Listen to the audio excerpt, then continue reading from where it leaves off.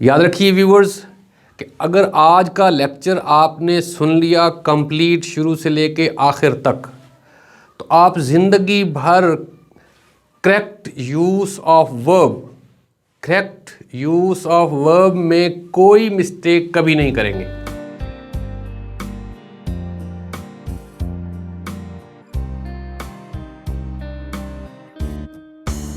You are watching English Made Easy with Han. अल्लाह की बाबरकत नाम से आगाज़ करते हैं जो दिलों को नूर ईमान से मुनव्वर करता है। अस्सलामु अलैकुम viewers. EME English made easy with Khan में आपको खुश आमदीद, वेलकम करते हैं। आज का लेक्चर इंतहाई मुफीद और अहम है। याद रखिए व्यूवर्स कि अगर आज का लेक्चर आपने सुन लिया कंप्लीट शुरू से लेके आखिर तक, तो आप ज़िंदगी भर करेक्ट यूज़ ऑफ वर्ब में कोई मिस्टेक कभी नहीं करेंगे। यानी कि सारी की सारी इंग्लिश जो हम लिखते हैं, चाहे हम ऐसे लिखते हैं, लेटर टू एडिटर लिखते हैं, पैराग्राफ्स लिखते हैं, या कोई भी हम प्रोज में चीज़ लिखते हैं, तो उसमें डेफिनेटली हम तमाम टेंसेस इस्तेमाल करते हैं, तमाम एक्टिव वॉइस इस्तेमाल करते हैं, तमाम डायरेक्ट एंड इंडायरेक्ट इस्तेमाल करते हैं। यूँ समझें कि ये तमाम टेंसेस का, डायरेक्ट एंड इनडायरेक्ट का और पैसिव वॉइस का ये निचोड़ है। ये लेक्चर इंतहाई मुफीद है कि सारी की सारी इंग्लिश इस लेक्चर के अंदर, अगर आपने ये एक लेक्चर गौर से सुन लिया, तो आपको कभी भी वर्ब के अंदर आप मिस्टेक नहीं करेंगे। तो चलते हैं अपने लेक्चर की जानिब। तो आपने इसको मैंने दो हिस्सों में तकसीम किया है। ये कॉलम की शक्ल में आपको नज़र आ रहा होगा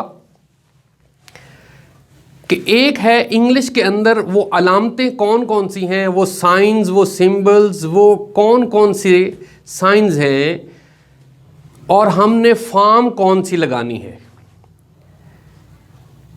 सबसे पहला नंबर, फर्स्ट नंबर पे, अगर इंग्लिश के सेंटेंसेस के अंदर अगर आप देखते हैं लफ्ज़ आ जाते हैं डेली, एवरीडे, ऑलवेज, इस किस्म के अल्फाज आ जाते हैं, डेली रूटीन की बात आती है, हैबिट की बात आती है, यूनिवर्सल ट्रूथ की बात आती है, तो ये याद रखें, तो आपने फॉर्म कौन सी लगानी है, दूसरी तरफ आपने फॉर्म कौन सी लगानी है, फर्स्ट फॉर्म लगानी है। याद रखें, इंग्लिश सेंटेंस के अंदर साइन अलामत कौन सी नज़र आए, ऑलवेज, एवरीडे, डेली, रूटीन की बात हो, हैबिट की बात हो, यूनिवर्सल ट्रूथ की बात हो, तो टेंस को आप भूल जाएं कि टेंस कौन सा है। टेंस के नाम से लोग डर जाते हैं कि यार मुझे तो टेंस आते नहीं हैं, हम टेंस की बात नहीं करेंगे।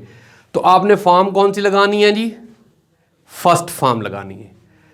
तो याद रखें, first form he, she, it और कोई भी नाम है, अगर ये सब्जेक्ट आ जाता है, काम करने वाले के तौर पे आ जाते हैं। सब्जेक्ट क्या होता है, काम करने वाला, फाइल, ठीक है। ही, शी, इट या वाहिद नाम कोई भी आ जाता है। वाहिद नाम जैसे अली, हारिस, सारा, कोई भी, रमेश, कोई आ जाता है। बर्ड है, सन है, मैकेनिक है। तो ही, शी, इट वाहिद नाम के साथ वर्ब की पहली फॉर्म के साथ आपने एस या ई एस ऐड करना है। और आई, यू, वी, दे और जमा सब्जेक्ट, प्लूरल सब्जेक्ट, जमा फाइल, ज़्यादा फाइल, तो फिर आपने फॉर्म कौन सी लगानी है, फर्स्ट सादा फॉर्म लगानी है बगैर एस या ई एस के। क्लियर होगी बात जी। फिर मैं इसको दोहराता हूं कि इंग्लिश के अंदर साइंस कौन से, डेली, एवरीडे, ऑलवेज, इस किस्म के लफ्ज़ आ जाएं, आप क्या करें, या आप ऑफन आ जाता है, हैबिट को जाहिर करता है, रूटीन को जाहिर करता है, यूनिवर्सल ट्रूथ को जाहिर करता है, अब इसके अंदर मिसाल के तौर पर the sun rises in the east, अब ये एक यूनिवर्सल ट्रूथ है, तो the sun rises in the east, the sun sets in the west, universal truth है। द यूनिवर्सल ट्रूथ हो और डेली रूटीन की बात हो कि जैसे वो सुबह सवेरे उठता है, खाना खाता है, वो बाग में सैर के लिए चला जाता है, वहाँ से वापस आता है, नमाज पढ़ता है, नाश्ता करता है, फिर अपने दफ्तर के लिए चला जाता। अब ये उसकी रूटीन की बात है, तो क्या होगा? He gets up early in the morning, goes for a walk, comes back.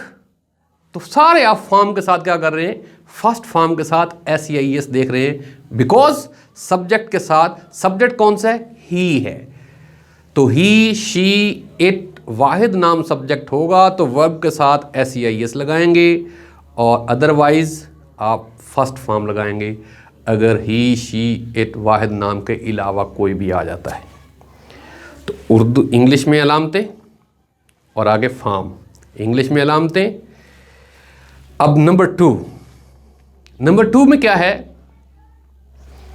लफ्ज़ येस्टरडे आ जाए या लफ्ज़ लास्ट के साथ कोई भी वक्त आ जाए या अगो आ जाए, ये तीन चीज़ें, येस्टरडे, लफ्ज़ लास्ट के साथ, last month, last day, last night, last year, ago, 2 days ago, 3 days ago, 3 months ago, 2 years ago, ये तीन निशानियाँ इंग्लिश के सेंटेंस के अंदर आ जाएंगी। तो आपने हमेशा सेकंड फॉर्म यूज़ करनी है, और ये एक ही तरीके से, बस फॉर्म सिर्फ सेकंड। मैं टेंस का नाम नहीं ले रहा, चूँकि टेंस के नाम से लोग डर जाते हैं। निशानी कौन सी? Yesterday, last day, last night, last year, लफ्ज़ लास्ट के साथ कोई भी वक्त हो, या लफ्ज़ अगो आ जाए, ये तीन लफ्ज़ आ जाएंगे तो फॉर्म हमेशा आप सेकंड लगाएंगे। नंबर 3, जैसा कि मैंने आपको पहले भी बताया है कि आज का lecture it's very informative and it's very interesting. तो नंबर 3 में क्या है कि जब कभी आप देखते हैं लफ्ज़ नेक्स्ट के साथ कोई वक्त आ जाए, next day, next night, next month, next year, next के साथ कोई भी वक्त हो, या लफ्ज़ टुमारो आ जाए, या लफ्ज़ कौन सा आ जाए? टुमारो आ जाए, तो आपने फॉर्म कौन सी लगानी है? विल या शैल के साथ फर्स्ट फॉर्म लगानी है। अब विल आपको पता है, ही, शी, इट, दे के साथ आप विल लगाते हैं, या थर्ड पर्सन कोई भी हो, किसी बंदे का नाम हो, उसके साथ विल। आई और वी के साथ आप क्या करेंगे? शैल लगाएंगे। तो जब आप देखते हैं लफ्ज़ टुमारो हो या लफ्ज़ नेक्स्ट के साथ कोई भी वक्त आ जाए, तो फिर आपने फॉर्म कौन सी लगानी है? विल या शैल के साथ first form. Is it clear? Next point, number 4 में लफ्ज़ जस्ट या जस्ट नाउ आ जाए, इंग्लिश के सेंटेंस के अंदर लफ्ज़ जस्ट या जस्ट नाउ आ जाए, तो आपने क्या करना है? हैज़, हैव के साथ थर्ड फॉर्म लगानी है। I have just received the letter, I have just received the letter, he has just come, बस वो अभी आया है। तो ये जस्ट या जस्ट नाउ आ जाएगा, तो हैज़, हैव प्लस आपने थर्ड फॉर्म लगानी है। नंबर 5, लफ्ज़ बाई के साथ कोई भी वक्त आ जाए, जैसे by now, by next month, by October, by December, by January, by March, etcetera. तो बाई के साथ कोई भी लफ्ज़ आ जाए, कोई वक्त आ जाए, तो आपने क्या करना है? Will have, shall have, will have या शैल हैव के साथ थर्ड फॉर्म लगानी है। विल हैव या शैल हैव के साथ थर्ड फॉर्म लगाएंगे। I shall have received my result card by October. He will have reached by now. For example, तो will have plus third form, shall have plus third form. जब भी आप English के sentence के अंदर कौन सी अलामत देखते हैं, कौन सा साइन देखते हैं? लफ्ज़ बाई के साथ कोई वक्त दिया गया है। नेक्स्ट पॉइंट है, लफ्ज़ एडवर्ब्स हैं ऑलरेडी, नेवर, इस किस्म के लफ्ज़ आ जाएं तो आपने has, have, had plus third form लगानी है। हैज़, हैव या हैड प्लस थर्ड फॉर्म आप लगाएंगे जब भी आप क्या करेंगे, ऑलरेडी या नेवर या इस किस्म के लफ्ज़ देखते हैं तो हैज़, हैव या हैड प्लस थर्ड फॉर्म लगाएंगे। नेक्स्ट है, बड़ा इंपॉर्टेंट पॉइंट है 7। अब 7 नंबर पे क्या है जी, लफ्ज़ नाउ आ जाए, ड्यूरिंग आ जाए, एट प्रेजेंट आ जाए, एट द मोमेंट आ जाए। ये 4 लफ्ज़ कौन कौन से? Now, at present, during, at the moment. ये 4 लफ्ज़ इंग्लिश के सेंटेंस के अंदर आपको नज़र आते हैं तो आपने कौन सी फॉर्म लगानी है? Is, am, are plus verb with ING. Is, am, are के साथ आपने आईएनजी वाली फॉर्म लगानी है। आईएनजी फॉर्म जिसको हम प्रेजेंट पार्टिसिपल कहते हैं, is, am, are plus ING वाली फॉर्म लगाएंगे तो इज आपको पता है ही, शी, इट वाहिद नाम के साथ इज होगा, आई के साथ एम होगा, और जो प्लूरल हमारे प्रोनाउंस हैं या नाउन्स हैं, सब्जेक्ट होंगे, यू है, वी है, दे है, उनके साथ आ रहेगा। या जमा नाम है, असलम एंड अकरम जमा नाम है, सारा एंड सना जमा नाम है सब्जेक्ट के तौर पे, तो फिर उनके साथ आर इस्तेमाल करेंगे। तो ये बात क्लियर हो गई कि लफ्ज़ now, during, at the moment, at present, इनके साथ फॉर्म कौन सी आएगी? जब भी ये साइंस आप इंग्लिश के सेंटेंस में देखते हैं तो आप इज, एम, आर के साथ आईएनजी वाली फॉर्म इस्तेमाल करेंगे, आईएनजी वाली फॉर्म इस्तेमाल करेंगे। नंबर 8, सिंस और फॉर। सिंस और फॉर ये वक्त, ये हम कब लगाते हैं? जब भी आप टेंस के अंदर देखते हैं सिंस और फॉर लगा हुआ है तो आपने सही फॉर्म लगानी है। तो याद रखिए कि has been, have been, had been plus ING वाली फॉर्म लगाएं। Has been, have been, had been plus ING वाली फॉर्म लगाएं। जब भी सिंस या फॉर के साथ कोई वक्त दिया गया हो, since childhood, since morning, for 2 days, for 3 days, for 2 hours, for many years, इस तरह से सिंस और फॉर के साथ कोई भी वक्त दिया गया होगा तो आपने फॉर्म कौन सी लगानी है? हैज़ बीन, हैव बीन या हैड बीन या विल हैव बीन या शैल हैव बीन के साथ आपने आईएनजी वाली फॉर्म लगानी। अब यहाँ पे एक साथ बात मसला रहा कि सिंस कहाँ लगाते हैं, किस वक्त के साथ लगाते हैं, और फॉर किस वक्त के साथ लगाते हैं। मुख्तसर सी छोटी सी बात, जिस वक्त की जमा बन सके उसके साथ फॉर लगाते हैं और जिस वक्त की जमा ना बन सके उसके साथ सिंस लगाते हैं। For example, I have been reading a book for 2 hours। I have been reading a book for 2 hours. It has been reading for 3 hours. It has been reading since morning. अब हमने एक वक्त पे since morning लगा दिया और उधर हमने for 2 hours, for 3 hours कर दिया। अब for जिस वक्त की जमा बन सके, 2 hours 2 से 3 हो सकते हैं, for 4 हो सकते हैं, 5 हो सकते हैं, 6 घंटे हो सकते हैं, 12 घंटे हो सकते हैं, इनकी जमा बन सकती है। तो ऐसे औकात जिनकी जमा बन सकती है उसके साथ फार, जैसा कि 1 माह से 2 माह से 3 माह से 1 साल से 2 साल से 10 साल से 1 घंटे से 2 घंटे से 3 घंटे से कई घंटों से, इसके साथ फार आएगा। लेकिन सिंस ऐसे औकात, ऐसे टाइम जिनकी जमा नहीं बनती, कभी आपने कोई फ़िक्रा ऐसा नहीं सुना होगा जिसमें लिखा होगा कि सुबहों से बारिश हो रही है, शामों से बारिश हो रही है, कलों से बारिश हो रही है, 1947 से बारिश हो रही है, 2015 से वो यहाँ 15 से यहाँ रह रहे हैं। याद रखें कि ऐसे औकात जिनकी जमा नहीं बनती, आपने कभी जनवरी की कोई जमा नहीं है, फरवरी की कोई जमा नहीं है, मार्च की कोई जमा नहीं है, मंगल बुध जुमेरात जुम्मा Friday Thursday Saturday Sunday Monday Tuesday इनकी कोई जमा नहीं है। कोई भी वक्त सन दिया गया है 1947, 1957, 1989, 2020, 2019, 2015 एट्सेट्रा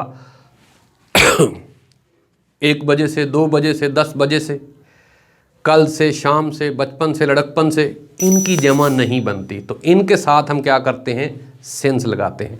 सेंस और फार भी क्लियर हो गया। और जब सेंस और फार के साथ कोई वक्त होगा तो will have been, shall have been, has been, had been के साथ हम क्या करेंगे, आईएनजी वाली फॉर्म। आईएनजी वाली फॉर्म मतलब प्रेजेंट पार्टिसिपल लगाएंगे। नंबर 9, माजी में एक काम जारी था, ऊपर से एक और काम हो गया। I was taking tea when the bell rang, कि मैं चाय पी रहा था और ऊपर से एक और सा काम हो गया कि घंटी बजी। तो जो काम माजी में जारी हो और ऊपर से एक और काम हो जाए, तो जो काम जारी है उसके साथ वाज वर्ब के साथ आईएनजी वाली फॉर्म लगाएंगे, और जो काम बाद में हो उसके साथ सेकंड फॉर्म लगाएंगे। जैसा कि एक और सेंटेंस देखें, the players were playing cricket when it began to rain, खिलाड़ी क्रिकेट खेल रहे थे कि बारिश होने लगी। तो जो काम जारी था उसके साथ वाज वर्ब के साथ आईएनजी वाली फॉर्म, और जो काम बाद में हुआ उसके साथ सेकंड फॉर्म लगाएंगे। नंबर 10, एक काम पहले हो चुका हो और एक काम बाद में हो। जो काम पहले हो चुका हो उसके साथ हैड प्लस थर्ड फॉर्म, और जो काम बाद में हो उसके साथ सेकंड फॉर्म लगाते हैं। Example, the patient had died before the doctor came. The patient had died before the doctor केम। अब डॉक्टर के आने से पहले मरीज मर चुका था। द पेशेंट हैड डाइड मतलब पेशेंट पहले मर चुका था, डॉक्टर बाद में आया। बिफोर द डॉक्टर केम, तो जो काम बाद में हुआ उसके साथ सेकंड फॉर्म लगाई, जो काम पहले हो चुका उसके साथ हैड प्लस थर्ड फॉर्म लगाई। तो ये बात क्लियर हो गई कि जो काम पहले हो चुका हो उसके साथ हैड प्लस थर्ड फॉर्म, और जो बाद में हो उसके साथ सेकंड फॉर्म। इसी सेंटेंस को यूं देखिएगा, the doctor had died before the patient came. Doctor भी तो मर सकता है ना भाई, जरूर पेशेंट ने मरना है, डॉक्टर की भी तो फौत हो सकता है। The doctor had died before the patient केम, कि पेशेंट के आने से पहले, मरीज के आने से पहले डॉक्टर मर चुका था। तो जो काम पहले हुआ उसके साथ हैड प्लस थर्ड फॉर्म, और जो काम बाद में हुआ उसके साथ सेकंड फॉर्म। तो इस बात को हमेशा के लिए याद रख ले, माजी के अंदर जो काम पहले हो चुका हो हैड प्लस थर्ड फॉर्म, जो बाद में हो उसके साथ सेकंड फॉर्म आएगी। एक और सेंटेंस है जिसको हम फ्यूचर में लेते हैं कि he will have reached home when the sun rises. He will have reached home when the sun rises। अब जब एक साइड पे फ्यूचर परफेक्ट यानी कि विल हैव शैल हैव के साथ थर्ड फॉर्म होगी, तो दूसरी तरफ फर्स्ट फॉर्म लगाएंगे। जैसा कि हमने इससे नंबर 9 में हमने नंबर 10 में हमने पढ़ा था। नंबर 10 में हमने पढ़ा था कि जो काम पहले हो चुका हो हैड प्लस थर्ड फॉर्म, और दूसरा जो बाद में हो उसके साथ सेकंड फॉर्म। अब इस सेंटेंस के अंदर नंबर 11 में आप ये पढ़ रहे हैं कि he will have reached home when the sun rises, या बिफोर द सन राइजेज। सूरज तलू होने से पहले वो घर पहुंच चुका होगा। अब घर पहुंच चुका होगा, विल हैव शैल हैव के साथ क्या होगा जी, थर्ड फॉर्म, और दूसरी तरफ फॉर्म कौन सी होगी, फर्स्ट फॉर्म। अब सेकंड फॉर्म नहीं लगानी। अगर एक तरफ हैड प्लस थर्ड फॉर्म होगी तो दूसरी तरफ सेकंड फॉर्म होगी। अगर एक तरफ विल हैव शैल हैव के साथ थर्ड फॉर्म होगी तो दूसरी तरफ फर्स्ट फॉर्म आएगी। इस बात को याद रखना है। He will have won the prizes before he arrives. वो इनाम जीत चुका होगा उसके आने से पहले। तो before he comes, before he arrives, he will have won the prize before he arrives। उसके आने से पहले वो इनाम जीत चुका होगा। Is it clear ji? Next, always use first form of verb after these helping verbs। ये helping verbs कौन कौन से हैं जी? Do, does, did, will, shall, can, could, may, might, must, ought to। दोबारा बोल देता हूँ। Do, does, did, will, shall, can, could, may, might, must, ought to। इन तमाम हेल्पिंग वर्ब के बाद हमेशा फर्स्ट फॉर्म इस्तेमाल करेंगे, कभी भी सेकंड और थर्ड इस्तेमाल नहीं होती। इनके बाद हमेशा first form. Number 13, always use third form of verb after these helping verbs। वो कौन से हैं जी? has, have and had। इन तीन हेल्पिंग वर्ब के बाद हमेशा थर्ड फॉर्म इस्तेमाल की जाती है। has, have, had के बाद हमेशा थर्ड फॉर्म। आगे दो पॉइंट हैं जी कि हमेशा always use first form with ING, यानी कि प्रेजेंट पार्टिसिपल को यूज करें, वर्ब विद आईएनजी वाली फॉर्म इस्तेमाल करें इन हेल्पिंग वर्ब्स के बाद। वो कौन कौन सात है? Is, am, are, was, were, be, been. Active voice के अंदर, एक्टिव वॉइस आप फिर कहेंगे कि सर ये एक्टिव वॉइस और पैसिव वॉइस ये तो हमें नहीं आते, आप इसको छोड़ दें। एक्टिव वॉइस वो सेंटेंस होता है जिसमें सब्जेक्ट, काम करने वाला, फाइल वो सेंटेंस के शुरू में आता है। मोस्टली, नॉट 100%, सेंटेंस के स्ट्रक्चर के ऊपर बेस करता है कि सेंटेंस के आगाज़ में, यानी कि काम करने वाला जब फिक्रे के अंदर शुरू में आएगा तो आप क्या करेंगे? Is, am, are, was, were, be, been के बाद आईएनजी वाली फॉर्म यानी कि प्रेजेंट पार्टिसिपल इस्तेमाल करेंगे एक्टिव वॉइस में। और पैसिव वॉइस में, पैसिव वॉइस क्या चीज़ होती है? जिस सेंटेंस के अंदर ऑब्जेक्ट फ़िक्रे के सेंटेंस के आगाज़ में आ जाए, मफ़ऊल फ़िक्रे के आगाज़ में आ जाए, जिस चीज़ पर काम किया जाए वो सेंटेंस के स्टार्ट में आ जाए, उसको हम कहते हैं कि ये पैसिव वॉइस का सेंटेंस है। तो पैसिव वॉइस के अंदर इन्हीं हेल्पिंग वर्ब के साथ is, am, are, was, were, be, been के बाद क्या करते हैं? थर्ड फॉर्म लगाते हैं। इस बात को इंतहाई गौर से सुने और पल्ले बांध लें। बाज़ का स्टूडेंट्स पूछते रहते हैं कि सर जी ये समझ नहीं आई बात की। एक्टिव वॉइस होगा तो is, am, are, was, were, be, been के बाद आईएनजी वाली फॉर्म आएगी। पैसिव वॉइस होगा is, am, are, was, were, be, been के बाद थर्ड फॉर्म आएगी। हालांकि है तो वही एक ही हेल्पिंग वर्ब है, लेकिन एक्टिव वॉइस और पैसिव वॉइस का डिफरेंस है। एक्टिव वॉइस में ये होता है कि फाइल उसके अंदर होता है, सेंटेंस के आगाज़ में होता है। पैसिव वॉइस में ये होता है कि ऑब्जेक्ट, मफूल सेंटेंस के आगाज़ में होता है। अब मैं आपको थोड़ा सा समझा देता हूँ कि मफूल, अब सब्जेक्ट, ऑब्जेक्ट क्या चीज़ होती है।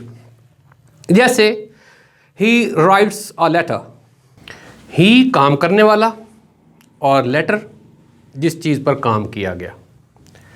अब इस सेंटेंस को यूं देखें, a letter is written by him, a letter is written by him. अब अ लेटर फिक्रे के शुरू में आया, अब ये पैसिव वॉइस का सेंटेंस हो गया। हम इसके ऊपर मज़ीद बात नहीं करते, बस आपको ये समझाना था कि is, am, are, was, were, be, been अगर ये एक्टिव वॉइस में सेंटेंस हो तो इनके बाद आईएनजी वाली फॉर्म यानी कि प्रेजेंट पार्टिसिपल इस्तेमाल होता है। और is, am, are, was, were, be, been passive voice sentence हो, मफूल फ़िक्रे के शुरू में हो तो ऑब्जेक्ट फ़िक्रे के शुरू में हो तो फिर क्या करते हैं, इन्हीं is, am, are, was, were, be, been के बाद थर्ड फॉर्म यूज़ की जाती है यानी कि पास्ट पार्टिसिपल इस्तेमाल किया जाता है। अब ये चार मैंने आपको पॉइंट्स बताए। हमारा 12 पे क्या था, 12 पॉइंट क्या था कि always use first form of verb after these helping verbs do, does, did, will, shall, can, could, may, might and must, should, ought to. Always use third form. Number 13. Always use third form of verb after has, have, had. Always use present participle यानी कि verb के साथ ing वाली form इस्तेमाल करें अगर sentence active voice का है। कौन सी हेल्पिंग वर्ब के साथ? Is, am, are, was, were, be, been के साथ। नंबर 15 पैसिव वॉइस में is, am, are, was, were, be, been इनके बाद हमेशा थर्ड फॉर्म यानी कि पास्ट पार्टिसिपल इस्तेमाल किया जाएगा। नंबर 16, 17 एंड 18 ये तीन नंबर जो हैं ये कंडीशनल सेंटेंसेस से मुताल्लिक हैं। ये तीन किस्म के कंडीशनल सेंटेंसेस होते हैं जिनको उर्दू में या हिंदी में हम शर्तिया जुमले कहा करते हैं। कंडीशन नंबर 1, अगर वो मेहनत करेगा तो पास हो जाएगा। If he works hard he will pass. If he works hard he will pass. If वाली क्लास के साथ फर्स्ट फॉर्म लगाएंगे और दूसरी क्लास के अंदर विल या शेल के साथ फर्स्ट फॉर्म इस्तेमाल होगी, जबकि उर्दू में निशानी दोनों क्लासेस के आखिर पर गा गा और गी गी और गे गे वगैरह आएगा। जैसा कि मैंने अभी आपको कहा, अगर वो मेहनत करेगा तो पास हो जाएगा, अगर वो मेहनत करेगी तो पास हो जाएगी, अगर वो मेहनत करेंगे तो पास हो जाएंगे। सब की ट्रांसलेशन क्या है? If he works hard he will pass, if she works hard she will pass, if they work hard they will pass. तो ये कंडीशन नंबर 1 और हमारा point number 16। Next point number 17, अगर उसने मेहनत की तो पास हो जाएगा। If he worked hard he would pass. If he worked hard he would pass. If वाली क्लास के साथ सेकंड फॉर्म लगाएंगे और दूसरी क्लास के अंदर वुड, शुड, कुड, माइट के साथ फर्स्ट फॉर्म आएगी। अगर उसने मेहनत की तो पास हो जाएगा। उर्दू में निशानी क्या है कि इफ़ वाली क्लास के साथ की, ये छोटी अलिफ या ये बड़ी, ये वर्ब के आखिर पे आएगा। और दूसरे क्लास के अंदर गा, गी, गे, अगर उसने मेहनत की तो पास हो जाएगा। की और गा, किया, गा, किए, गा, उर्दू में ये निशानियां आ रही हैं। तो इंग्लिश में कैसे होगा? If he worked hard he would pass. If वाली क्लास के साथ सेकंड फॉर्म और दूसरी तरफ वुड या शुड या कुड या माइट के साथ फर्स्ट फॉर्म आएगी। नेक्स्ट पॉइंट नंबर 18, अगर वो मेहनत करता तो पास हो जाता। If he had worked hard he would have passed. If he had worked hard he would have passed. If वाली क्लास के साथ हैड प्लस थर्ड फॉर्म और दूसरी क्लास के साथ would have, should have, could have के साथ third form आएगी। ये तीन किस्म के कंडीशन सेंटेंसेस होते हैं, कंडीशनल सेंटेंसेस होते हैं। Condition number 1, if he works hard he will pass. Condition number 2, if he worked hard he would pass. Condition number 3, if he had worked hard he would have passed, जिसको उर्दू में तर्जुमा कैसे होगा? अगर वो मेहनत करता तो पास हो जाता, अगर वो मेहनत करती तो पास हो जाती, अगर वो मेहनत करते तो पास हो जाते। सबका तर्जमा क्या होगा? If he had worked hard he would have passed, if she had worked hard she would have passed, if they had worked hard they would have passed. तो ये थे 3 कंडीशनल सेंटेंसेस। तो 18 नंबर तक हो गया जी। नेक्स्ट नंबर है 19 और ये हमारा इस लेक्चर का लास्ट नंबर है। इसको हम सब्जंक्टिव। सब्जंक्टिव क्या होता है कि आसानी से, चूँकि ये थोड़ी सी मुश्किल बात आपको लगे कि मैं इसको आसान इजी वे में बताना चाहता हूँ कि जब भी उर्दू में टू बी होना का तर्जमा ख्वाहिश के लिए, to express a particular unreal state, emotion, opinion, possibility, judgement और एक्शन, जो कि एक्शन अभी तक हुआ नहीं है, उसके लिए टू बी का तर्जमा, एक्शन का तर्जमा हम कैसे करते हैं? याद रखें, प्रेजेंट के लिए इंग्लिश में हम इसको कहते हैं सब्जंक्टिव। सब्जंक्टिव क्या होता है? To express a state of unreality such as emotion, wish, possibility, judgment, opinion, obligation और action that has not yet occurred, उनके बारे में ये होता है। अब इसको प्रेजेंट में कैसे करते हैं, इसकी एग्जाम्पल मैं आपको देता हूँ। I suggest that Fatima come here. अब उसूलन तो फातिमा कम्स हेयर होना चाहिए, लेकिन यहाँ कम्स नहीं आएगा क्योंकि ये टेंस नहीं है, ये एक किस्म का मूड है, ये सब्जंक्टिव मूड है, ये टेंस की फॉर्म नहीं है। इस बात को याद रखिए। एक और एग्जांपल लेते हैं। I propose that Ibrahim be asked to perform in the programme. I propose that Ibrahim be asked to perform in the programme. अब इब्राहिम बी आस्क्ड, अब यहाँ पे बी क्या है? ये सब्जंक्टिव केस है, ये सब्जंक्टिव मूड है। ये प्रेजेंट के अंदर हम इसको बी इस्तेमाल करते हैं और पास्ट के अंदर, माजी के अंदर। चलें जी, प्रेजेंट की एक और मिसाल ले लेते हैं। I suggest that Hamza right the article. I suggest that Hamza right the article. Rights नहीं है क्योंकि ये टेंस नहीं है, ये एक मूड है।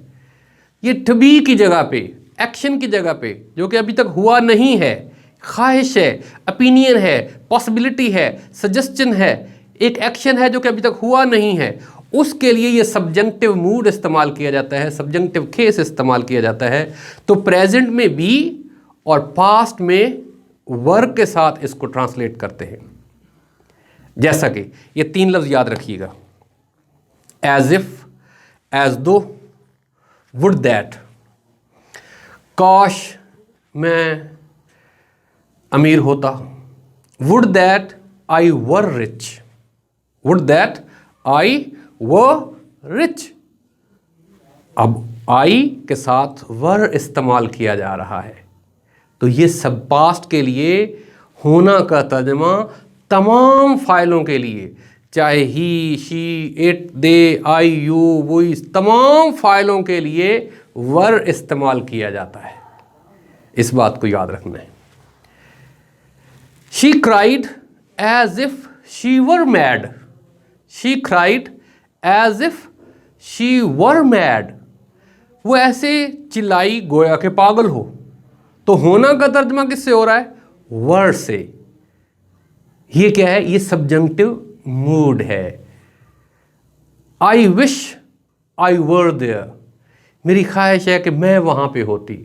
तो यहां आई विश आई वर देयर, ये क्या है? सब्जंक्टिव मूड है। तो as if, would that, as though, इन अल्फाज के साथ हमेशा होना का तर्जमा तमाम फाइलों के लिए, चाहे वो फाइल he, she, it, they, I, you, we कोई भी होगा, वर्ब होना का तर्जमा पास्ट के लिए आप वर्ब से करेंगे, WERE, किससे? WERE, वर्ड से करेंगे। और प्रेजेंट के लिए या बी या फर्स्ट फॉर्म विदाउट एस या ES। Is it clear? अगर आपको कोई क्वेश्चन है, जहन में कोई सवाल है, आप नीचे वीडियो के नीचे कमेंट करें, इस चैनल को सब्सक्राइब करें, बेल आइकन को आप दबा दें ताकि आपको हर आने वाली वीडियो मिलती रहे।